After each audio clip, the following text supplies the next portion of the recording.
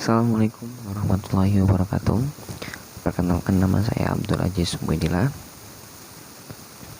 kelas SI 2Q dengan nomor NIM 20220170. Mata kuliah Organisasi Komputer. Dosen pengampu Bapak Dwi Sena Maulana. Baik, di sini saya akan menjawab soal UAS yang mana dijawabnya melalui video lalu diupload ke YouTube dan linknya dimasukkan ke dalam grup. Semoga video ini dapat membantu saya untuk menyelesaikan daripada ujian akhir semester saya. Langsung saja, yang pertama yaitu apa pendapat saya tentang organisasi komputer. Organisasi komputer adalah bagian yang terkait erat dengan unit-unit operasional dan interkoneksi antar komponen penyusun sistem komputer dalam merealisasikan aspek arsitekturnya. Contoh aspek organisasional adalah teknologi hardware, perangkat antarmuka, teknologi memori, sistem memori, dan sinyal-sinyal kontrol. Lanjut ke nomor 2, CPU. CPU terdiri dari dua bagian utama, yaitu unit kendali atau control unit dan unit aritmatika dan logika atau disebut ALU. Di samping itu, CPU mempunyai beberapa alat menyimpan dan penyimpanan yang berukuran kecil yang disebut register. Unit kendali control unit bertugas mengontrol operasi CPU dan secara keseluruhan mengontrol komputer sehingga terjadi sinkronisasi kerja antara komponen dalam menjalankan fungsi-fungsi operasinya. Termasuk dalam tanggung jawab unit kontrol adalah mengambil instruksi-instruksi dari memori utama dan menentukan jenis instruksi tersebut. Arithmetic and Logic Unit atau disebut ALU bertugas membentuk fungsi-fungsi pengolahan data komputer. ALU sering disebut mesin bahasa atau machine language karena bagian ini mengerjakan instruksi-instruksi bahasa mesin yang diberikan padanya. Seperti istilah ALU terdiri dari dua bagian, yaitu unit aritmetika dan unit logika boolean yang masing-masing memiliki spesifikasi tugas tersendiri. Register adalah media penyimpanan internal CPU yang digunakan saat proses pengolahan data. Memori ini bersifat sementara.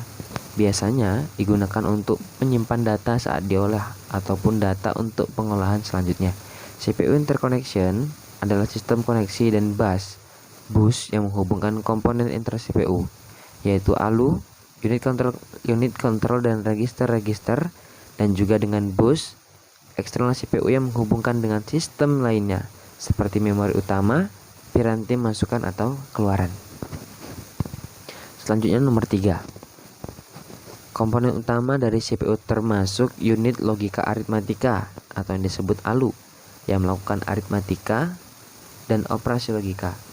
Register prosesor yang memasukkan operan ke ALU dan menyimpan hasil operasi ALU, dan unit kontrol yang mengatur pengambilan dari memori dan eksekusi. Nomor 4. Cara kerja memori komputer. Alamat dari setiap lokasi memori direpresentasikan dalam sistem bilangan heksadesimal atau basis 16. CPU melacak lokasi tersebut dan melakukan tugas membaca dan menulis data dari mereka. Transistor dan kapasitor diatur dalam chip memori dalam bentuk baris dan kolom. Jenis yang paling umum dari memori komputer adalah RAM, Random Access Memory, yang memungkinkan pengambilan dan penyimpanan data lebih cepat karena kecepatan RAM memberikan solusi yang optimal untuk menyimpan data sementara. Namun, perlu aliran listrik yang konstan untuk menyimpan data yang tersimpan pada chip segera hilang setelah komputer dimatikan.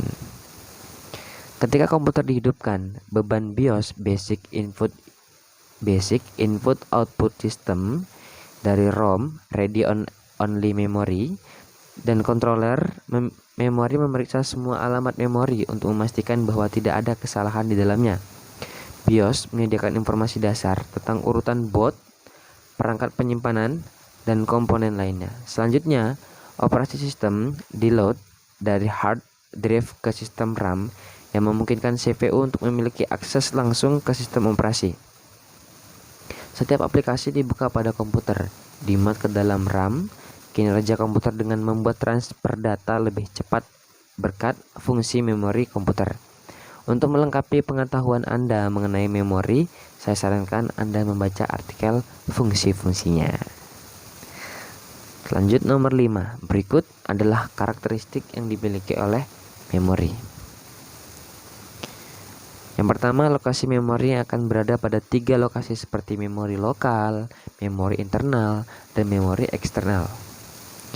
Yang kedua, kapasitas memori yang dimiliki pada kapasitas register akan dinyatakan ke dalam bit. Pada memori transnasional akan dilakukan pernyataan ke dalam bentuk byte, dan kapasitas memori eksternal akan dilakukan pernyataan ke dalam byte. Yang ketiga,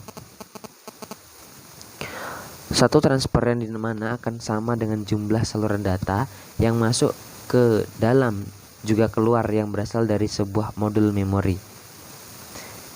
Selanjutnya, metode akses memori yang terbentuk atas 4 macam, yaitu sequential access, direct access, random access, dan associative access. Selanjutnya, kinerja memori yang terbentuk atas 3 buah parameter seperti waktu akses atau sex time, waktu siklus atau child time, laju pemindahan atau transfer rate. Lanjut, jenis fisik memori seperti memori semikonduktor yang menggunakan teknologi LSI maupun VLI yang sering digunakan pada RAM dan memori. Karakteristik fisik memori seperti memori volatile yang datanya dapat ditulis, dihapus, dan dikembalikan, dan memori non-volatile yang dapat ditulis dan dihapus dan tidak dapat dikembalikan. Organisasi yang merupakan pengaturan bit untuk menyusun word secara fisik. Itu tadi nomor 5. Berikutnya kita lanjut nomor 6. Sifat sel memori atau biasa disebut RAM. Sel memori memiliki 2 keadaan, stabil atau semi-stabil, yang dapat digunakan untuk mempresentasikan bilangan biner 1 atau 0. Sel memori mempunyai kemampuan untuk ditulis sedikitnya 1 kali. Sel memori mempunyai kemampuan untuk dibaca. Demikian jawaban dari UAS saya. Semoga jawaban tersebut dapat membantu dalam kelancaran ujian akhir semester pada mata kuliah organisasi komputer. Saya, Abdul Aziz Ubaidillah, pamit undur diri. Bila banyak kata dan kurangan dalam kata-kata saya mohon maaf. Assalamualaikum warahmatullahi wabarakatuh.